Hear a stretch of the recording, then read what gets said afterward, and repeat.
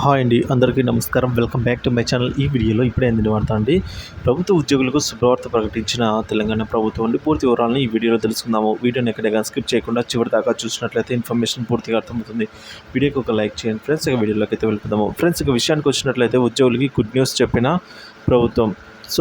వీరికి త్వరలోనే తాజాగా ఉద్యోగులకు రేవంత్ సర్కార్ గుడ్ న్యూస్ అయితే చెప్పిందండి.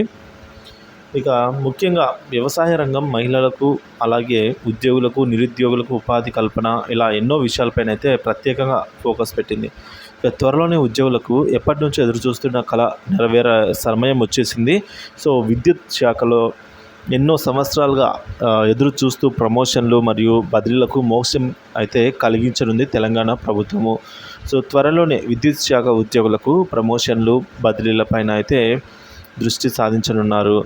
నిర్ణయం కూడా తీసుకుంటామని అయితే ఉప ముఖ్యమంత్రి అయిన బట్టి విక్రమార్క తెలియజేశారండి, అధికారులకు చెప్పారు. ఇక విద్యుత్ శాఖలో 7 నుంచి 8 సంవత్సరాల మధ్య దాదాపుగా 8 ఏళ్ళుగా అయితే ప్రమోషన్లు ఏవి లేవు. దీనివల్ల ఎంతోమంది ఉద్యోగులు మానసికంగా ఒత్తిడికి అయితే గురి అవుతున్నారని ఈ సందర్భంగా బట్టి అన్నారు.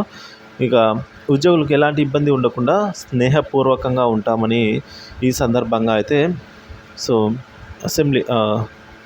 ఈ సందర్భంగా బట్టి విక్రమార్క మరియు సీఎం రేవంత్ రెడ్డి గారు అయితే తెలియజేయడం జరిగిందనమాట. మొత్తానికి త్వరలో గుడ్ న్యూస్ అయితే రానుంది. ప్రమోషన్స్ అయితే ఉండనున్నాయి అన్నమాట.